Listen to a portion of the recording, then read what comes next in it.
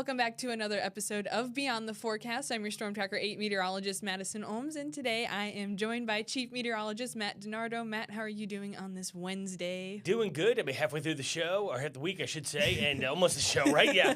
And, you know, it's kind of cloudy, but we are still mild, which I kind of like. I know. I'm not complaining. I think it's a good trade-off. You have the warmer temperatures, you can have the clouds, but when it's cold, you hope to at least have that sunshine and a good mix of things there. Exactly right, yeah. So we do have a few topics today, quite a bit going on, I feel like, across the nation, not just for us here at home. So there are still some active weather patterns, especially to the west of us. But then we do have some rain headed our way over the next couple of days. So that's going to be what we're really focusing on, not just on here, but in our other forecasts for 8 News at 4 and following the shows this evening. And the Olympics are still going on, starting to wrap up a little bit, but still hanging in there. It is still hanging in there, and there's still the threat of some major snow as we go into Thursday night, Friday morning, which could, think back on my days right there, or, could really affect the last of the outdoor events for skiing, freestyle, biathlon, so we'll be talking about that, I think we're going to see some pretty crazy amounts out there, but thankfully here at home, we've still stayed relatively quiet. We've just had those very cloudy conditions for the day today. But then you take a look west and just north and west a little bit more from us, there's multiple low-pressure systems that are starting to impact folks across the country. There's so much going on, and systems are moving so fast. So the cold front that's now on the western part of our state is going to slide through this evening, might bring us a quick sprinkle. It's obviously brought us the clouds, right? Yeah. Then you see the system up in Minneapolis and the one out to Billings. Those two are going to combine to bring us the chance of some rain as we go into Thursday and Friday here.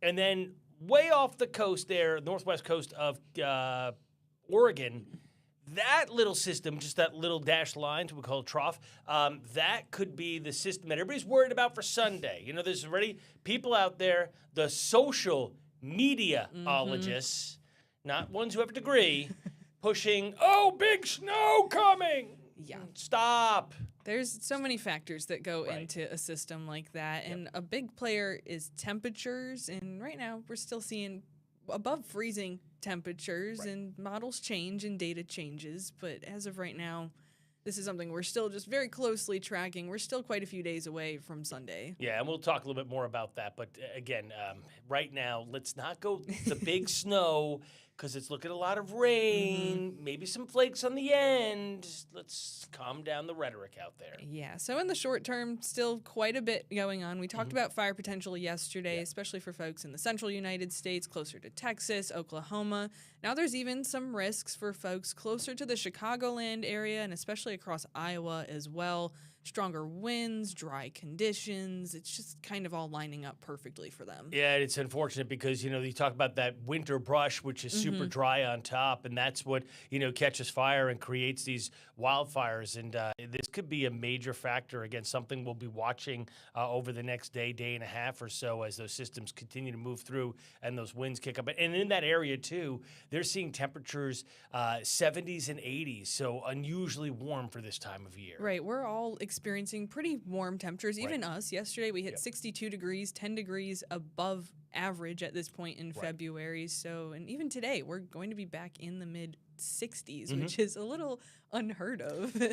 It's a nice break from the 32s and 20s we had just about 2 weeks ago, so we'll take it, I'm not complaining by any means. And then we go west just a little bit more. California still has that snowfall potential heading into the day on Thursday.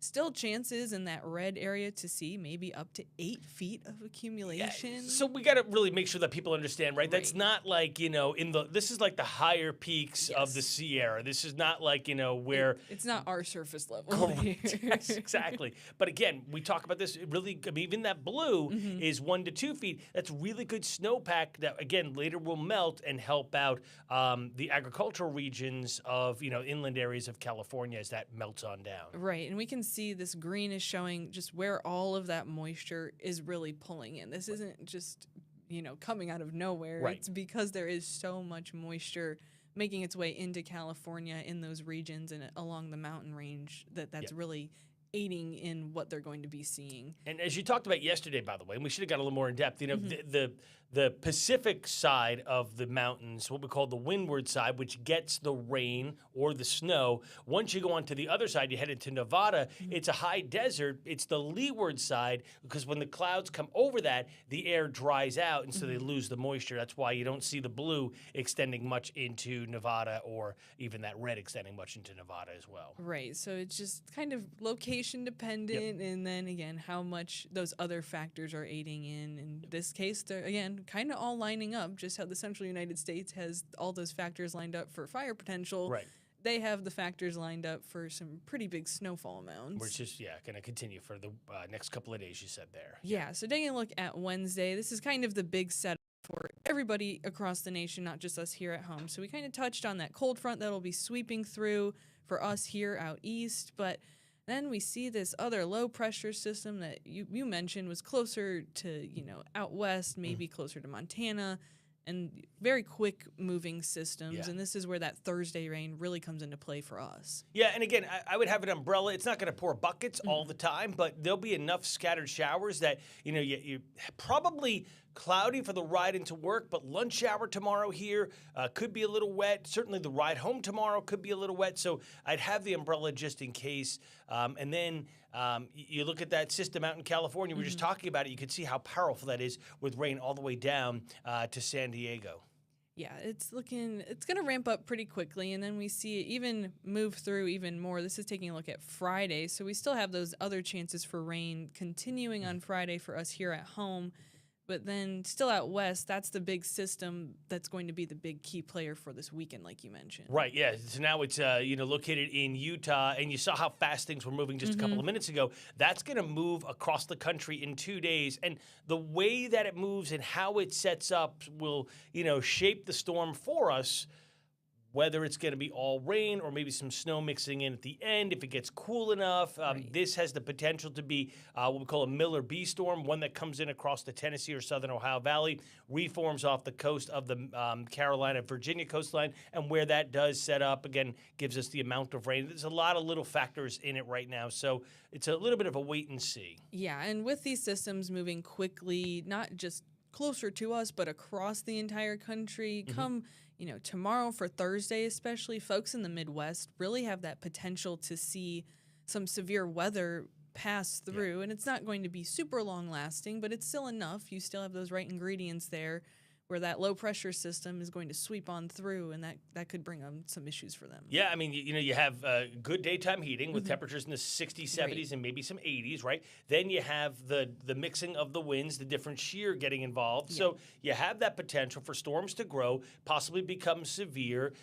So that's something we'll be watching. You look at northern Kentucky, southern Illinois, southern Indiana, that whole area really ripe. And then even if it's not severe, they could get torrential downpours because of all that moisture coming right out of the Gulf. Yeah, I was just going to mention that. You have, like you mentioned, all the key ingredients. You have the moisture. You have the temperatures. You have the change in the winds. It's kind of all lining up perfectly in each individual area for each type of weather that could be going on right now. And it's kind of amazing that some folks are receiving a ton of snow, but we're also experiencing some really above average temperatures for most of the United States too. Yeah, it usually, it's one side, the other side kind of a thing. No, I'm not doing 6-7, folks. But the east side is warmer, west side is cooler. Right. This is west side certainly cooler, but most of the rest of the country is actually warmer. So a little bit of a different setup. Kind of smack dab in the middle there. Right. But thankfully, we're not seeing as intense of systems that may be passing through Italy. So tomorrow, still quite a few events going on. They're not going to be impacted by that system just yet for anything that they had scheduled for tomorrow. Lots of skating going on in Milan, still a few curling events, and some skiing and snowboarding events out in Livigno too. So it's kind of wrapping up, but quite a few people still have their medal events to complete. Yeah, and tomorrow is the big USA women's versus Canadian women's ice hockey. It's the gold medal event, so that'll be fun to watch.